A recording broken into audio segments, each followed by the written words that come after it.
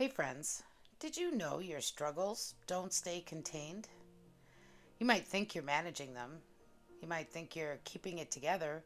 You might even think no one can tell. But the truth is, what you're carrying ripples out into everything. The burden you're white knuckling shows up in how you snap at your kids over nothing, in how you withdraw from your husband, in how you can't focus at work, in how you scroll your phone for hours instead of sleeping. The thing you think you're containing, it's affecting your mood, your energy, your relationships, your physical health, your patience, and your joy. It's touching everything. And until you can see the full impact, until you can trace the ripples effect of what you're carrying, you won't understand why change is so urgent. Today is day 6 of the Unshakable journey, and we're examining the ripple effect. Not to shame you, but to help you see clearly what's at stake if you keep carrying burdens you were never meant to carry alone. So let's get honest about the impact. But before we dive in, welcome to Graceful Growth in Midlife. I'm Teresa. If you're new here, this podcast is where we navigate cultural chaos and personal struggles with biblical clarity and grace. We're figuring this out together, creating unshakable faith in an unstable world. Now, before we jump in, if you haven't joined the free Unshakable 21-day faith journey yet, you can sign up at thegracefulgrowth.com/unshakable. It's a complete downloadable workbook with daily emails walking you through discovery, understanding, and healing. It's designed to help you build unshakable faith in this unstable world. Now, here's the thing. It's called the 21-day journey, but you don't have to do it in 21 consecutive days. You can work through it at your own pace. Take time to absorb. Sit with the hard questions. Some days might need more than one day, and that's completely okay. This isn't a race. It's about depth, not speed. Also, if you find you need more space for journaling than what's provided in the workbook or the section, there are additional journal pages in each section plus in the back. So use them, fill them up. This is your journey, and you get to make it work for you. And these episodes, they're your companion content, going even deeper into each day's theme. All right, let's get into this. So yesterday, you made your burden list. You named what's weighing you down. You identified what you've been carrying alone. And today, we're asking a harder question. What is this costing you? Because here's what happens when we carry burdens for too long. We adapt. We compensate. We find ways to function around the weight. And after a while, we stop noticing how much it's affecting us. The anger becomes normal. The exhaustion becomes your baseline. The withdrawal becomes your default, and the numbness becomes who you think you are. You forget what it felt like before. You can't imagine what it would feel like without it. But just because you've adapted doesn't mean it's not costing you. And today we're taking an honest look at the cost. Not to heap guilt on you, not to make you feel worse, but because sometimes we need to see the full impact before we're willing to do the hard work of change. Proverbs 4 verse 23 says, "Above all else, guard your heart, for everything you do flows from it." Everything you do flows from your heart. Your heart, the core of who you are, what you believe, what you're carrying, that's the source, and everything else flows from there. If your heart is burdened, angry, fearful, exhausted, that flows into everything else. Your mood, your energy, your relationships, your physical health, your patience with your kids, your engagement with your spouse, your ability to focus at work, your capacity for joy. Everything flows from what you carry in your heart.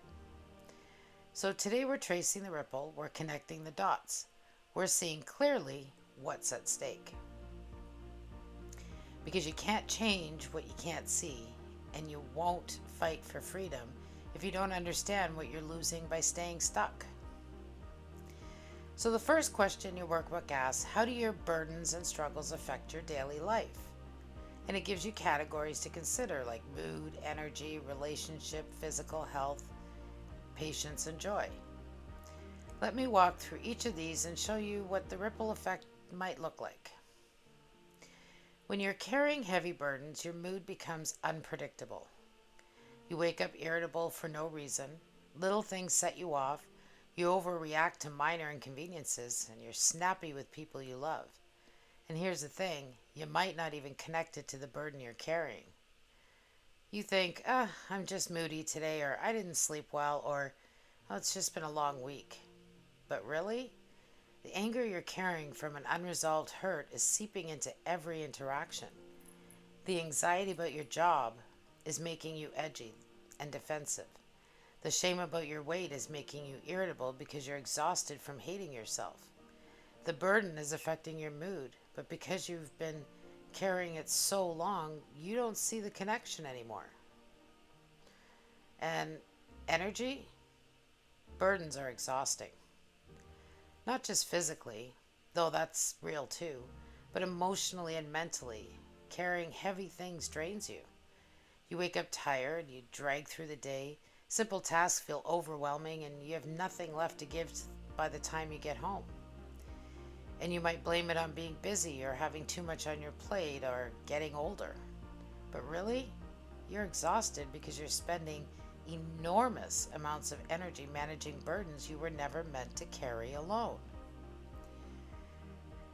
The mental load of worrying about your finances, the emotional weight of a broken relationship, the constant vigilance of trying to control everything so nothing falls apart, that's exhausting work.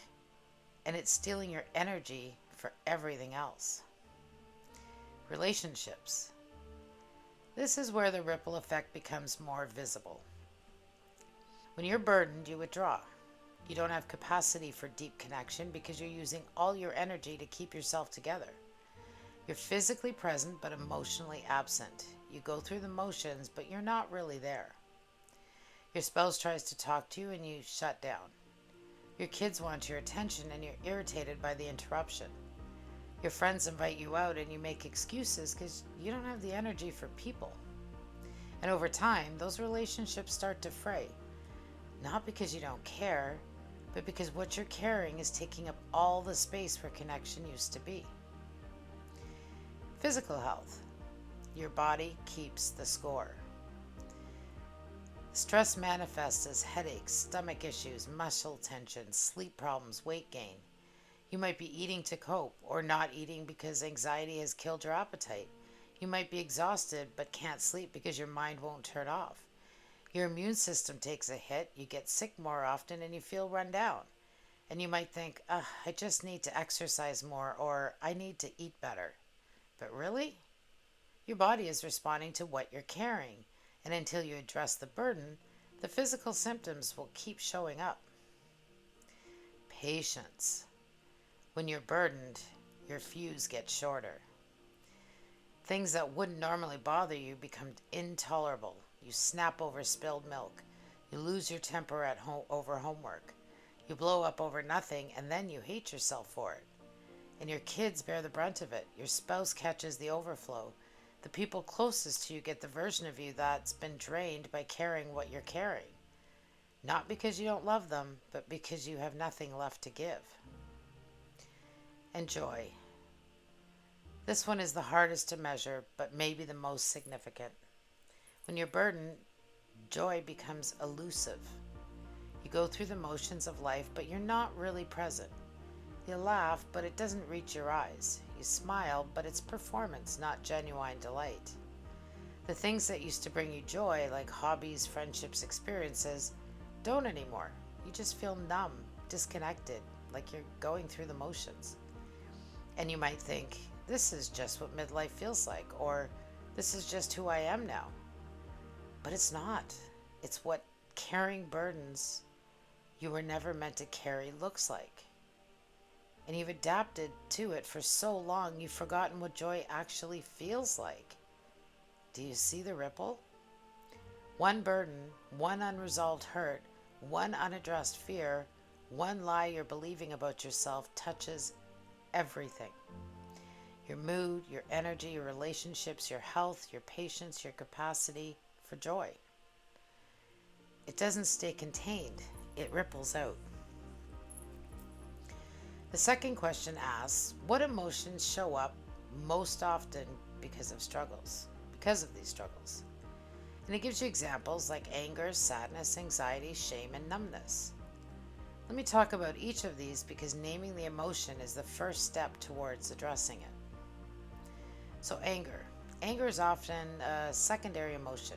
It's what we feel on the surface, but underneath there's usually something else: fear, hurt, maybe disappointment, grief, helplessness. When you're carrying a burden you can't control, anger gives you a sense of power. It makes you feel like you're doing something even when you're not. So you rage at traffic, you snap at your family, you seethe over injustices, real or imagined. But really, you're angry because you're scared. You're angry because you're hurting. You're angry because you feel powerless. And until you address what's underneath the anger, it's going to keep showing up. Sadness. This is grief, loss, and disappointment. Maybe it's grief over what you've lost, a relationship that ended, a dream that died, a version of yourself that you can't get back. Maybe it's disappointment over where you are. This isn't where you thought you'd be at this age, in this season. Maybe it's just a deep, pervasive sadness that you can't fully explain but can't shake. And here's what happens when we don't acknowledge sadness. It seeps into everything. It colors how you see the world.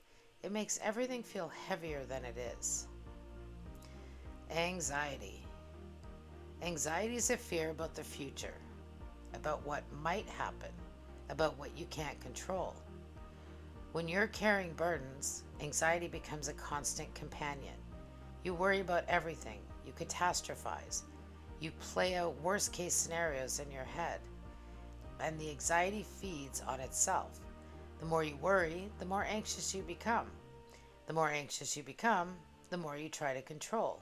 The more you try to control, the more exhausted you get. It's a vicious cycle, and it's stealing your peace.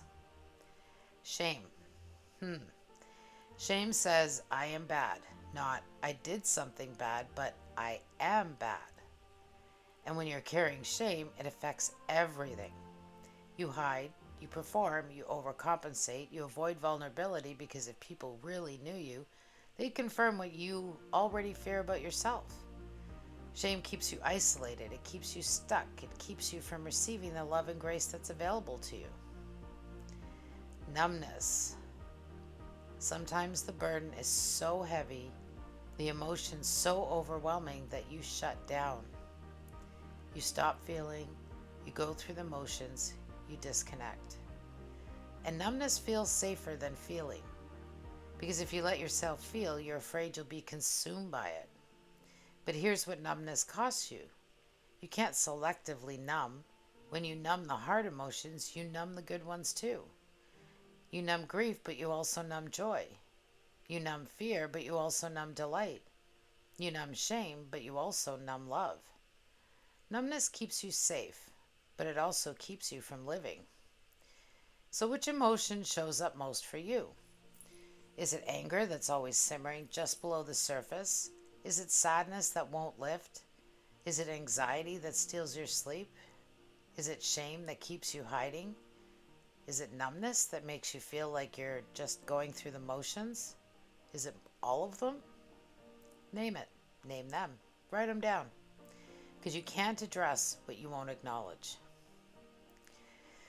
Okay, the third question is the one that hurts the most. Who else is impacted by what you're carrying? How does it affect your interactions with them? Because your burdens don't just affect you, they affect everyone around you. Your kids, your spouse, your friends, your coworkers, the people who love you, the people who depend on you, the people who are trying to connect with you but can't get through because you're too burdened to let them. Let me paint some pictures of what this looks like. Your kids. You love them fiercely, but when you're burdened, you don't have patience for them. You snap at them over homework, you overreact to normal kid behavior, and you're physically present but emotionally absent. They ask for your attention and you're annoyed by the interruption. They want to tell you about their day and you're distracted, half listening, thinking about everything else you need to do. And they feel it. They might not have words for it, but they know something's wrong. They know you're not really there. And that they start to believe they're the problem, that they're too much, that they're bothering you. Not because you're a bad mom, but because what you're carrying is stealing your capacity to be present. Your spouse, your roommates more than partners. You function together, but you're not connected. When they try to talk to you, you shut down. When they reach for you, you pull away. When they ask what's wrong, you say, nothing, because you're too tired to explain.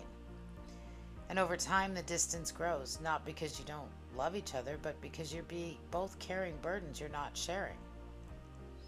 And intimacy, emotional and physical, that becomes another burden instead of a refuge. And your friends, you cancel plans, you make excuses, you keep conversations surface level because you don't have the energy for depth. They invite you out and you decline. They reach out and you don't respond. They ask how you're doing and you say fine, because the truth feels too heavy to share. And slowly the friendships fade, not because you don't care, but because connection requires vulnerability, and vulnerability requires energy, and you don't have any left. How about yourself?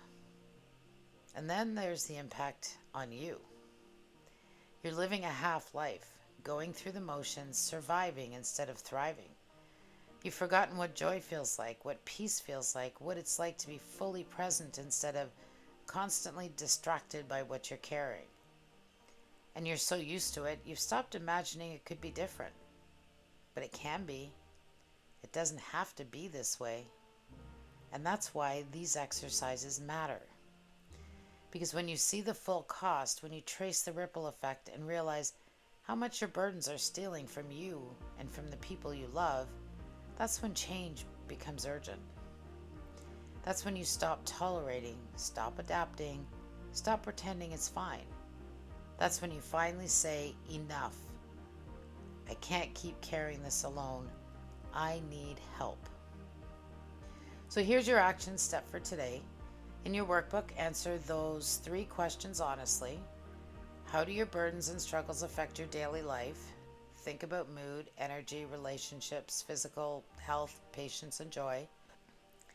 What emotions show up most often because of these struggles, like anger, sadness, anxiety, shame, and numbness? And who else is impacted by what you're carrying? How does it affect your interactions with them? Write it all down. Don't edit. Don't minimize. Just be honest about the full impact. And then do this. Choose one relationship or area of life being affected by your struggles. Just one.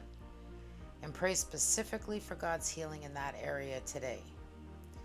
Maybe it's, God, I've been taking my anger out on my kids. I don't want to be that mom. Help me address what's underneath so they don't have to keep bearing the weight of my burdens. Or God, I've been withdrawing from my husband. I know he feels it. Help me open up. Help me let him in. Help us reconnect. Or God, I've lost my joy. I'm just going through the motions. Show me what's stealing it and help me fight for it. Pray specifically. Name the relationship. Name the impact. Ask for healing. Because God cares about the ripple effect too. He sees how your burdens are affecting you and everyone around you, and he wants to help. But you have to invite him in. You have to stop pretending it's fine and get honest about the cost. That's what today is about. So if you're walking through this journey with us, the complete Unshakable 21-Day Faith Journey Workbook is waiting for you at thegracefulgrowth.com/unshakable.